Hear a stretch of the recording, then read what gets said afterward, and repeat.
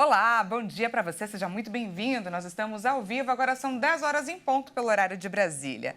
E vamos juntos conferir os destaques do Brasil e do mundo dessa terça-feira? Um apagão nacional deixou várias cidades sem energia desde as 8 horas e 20 minutos dessa terça. Há relatos de falta de energia no Distrito Federal e em pelo menos 18 estados, entre eles Alagoas, Amazonas, Piauí, Bahia, Acre, Amapá, Maranhão, Pernambuco, Goiás, em Minas Gerais, no Ceará, em Santa Catarina, Rio Grande do Norte, Rio de Janeiro, aqui em São Paulo, Pará, Paraíba e também no Tocantins. O apagão afetou moradores e prejudicou, é claro, o funcionamento de serviços públicos, como o metrô de Salvador, o metrô daqui de São Paulo, de Belo Horizonte e os semáforos de várias cidades. Em nota, o operador nacional do sistema elétrico disse que uma ocorrência interrompeu a carga em estados do Norte e Nordeste, afetando também os do Sudeste. As causas ainda estão sendo apuradas.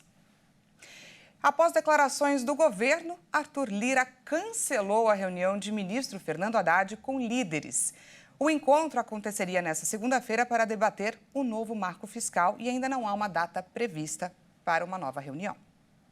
O presidente da Câmara dos Deputados, Arthur Lira, cancelou a reunião de líderes partidários que debateriam o novo marco fiscal com o relator do arcabouço na casa, Cláudio Cajado, técnicos da equipe econômica e o ministro da Fazenda, Fernando Haddad. O encontro foi cancelado após declarações de Haddad sobre o poder da Câmara. O ministro afirmou que a casa está com um poder muito grande e que não pode usá-lo para humilhar o Senado nem o Executivo. As declarações causaram incômodo na cúpula da Câmara, que estranhou a postura do petista, tido pelos parlamentares como o principal articulador político do governo. Pelas redes sociais, Arthur Lira declarou que manifestações enviesadas e descontextualizadas não contribuem no processo de diálogo e na construção de pontes, tão necessários para que o país avance. E também disse que a formação da maioria política é uma missão do governo e não do presidente da Câmara. Mais cedo, antes da resposta de Lira e do cancelamento do encontro com as lideranças partidárias, Haddad afirmou que as declarações não eram uma crítica à atual legislatura da Câmara. O ministro disse que, após a repercussão negativa, conversou com Lira por telefone por iniciativa própria. Haddad se desculpou e disse que tudo que tem feito é dividir com o Congresso e o Judiciário as conquistas do primeiro semestre. Acrescentou que sempre elogia a Câmara, o Senado e o Judiciário e que não teria chegado aqui sem eles. As comissões parlamentares que estão ativas no Congresso têm depoimentos importantes marcados para essa terça-feira. Vamos conferir a agenda de CPIs. As principais comissões investigativas do Congresso Nacional têm depoimentos importantes marcados para esta terça-feira. O ex-ministro do Meio Ambiente, Ricardo Salles, depõe na CPI das ONGs no Senado, sobre a liberação pelo governo federal de recursos públicos para as ONGs. Salles foi convocado a pedido do relator, o senador Márcio Bittar.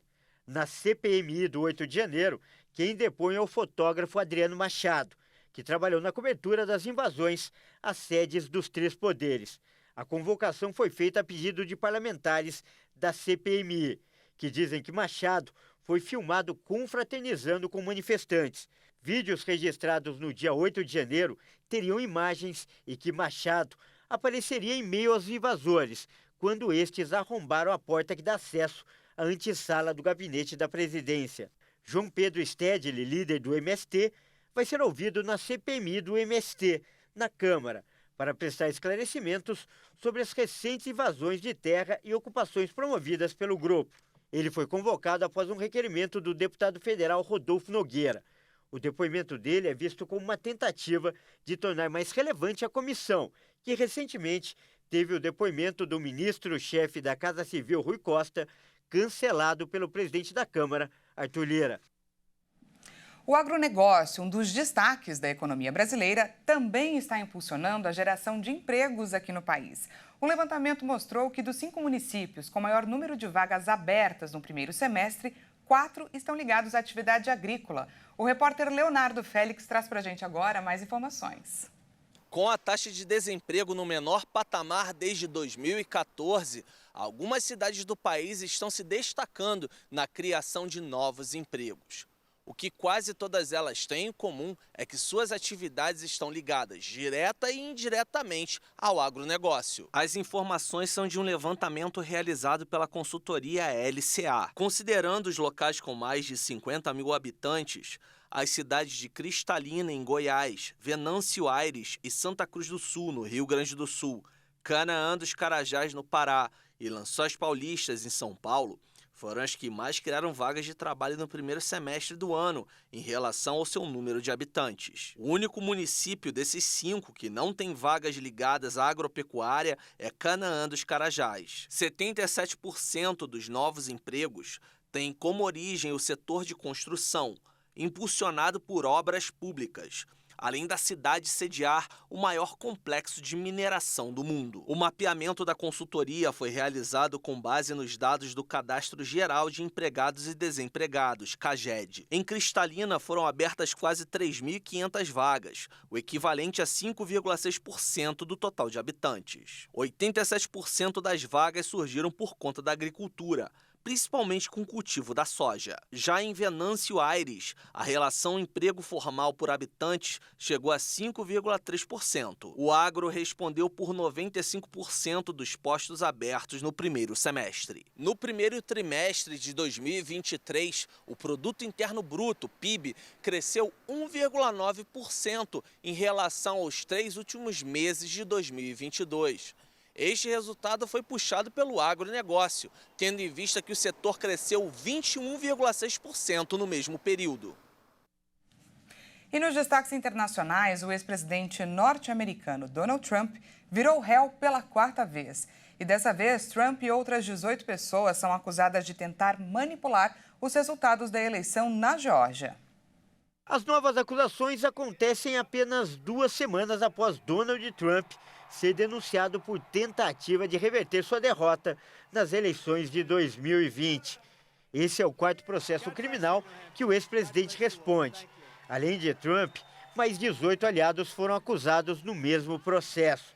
A denúncia é resultado de uma investigação iniciada em fevereiro de 2021. Entre os denunciados estão o advogado e ex-prefeito de Nova York, Rudy Giuliani, e o ex-chefe de gabinete, Mark Meadows. A nova acusação, divulgada na noite de segunda-feira, diz respeito às supostas tentativas de Trump e de seus aliados de interferir no resultado eleitoral da Geórgia, onde o republicano foi derrotado pelo democrata Joe Biden por uma diferença de 0,02 ponto percentual.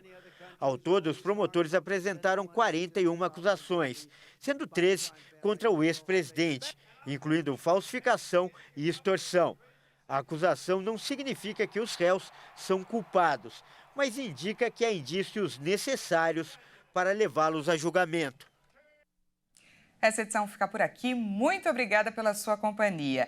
E como a notícia não para aqui na Hit, daqui a pouco é o Kleber Werneck que chega com mais informações para você às 11 horas. Não perca. Até mais.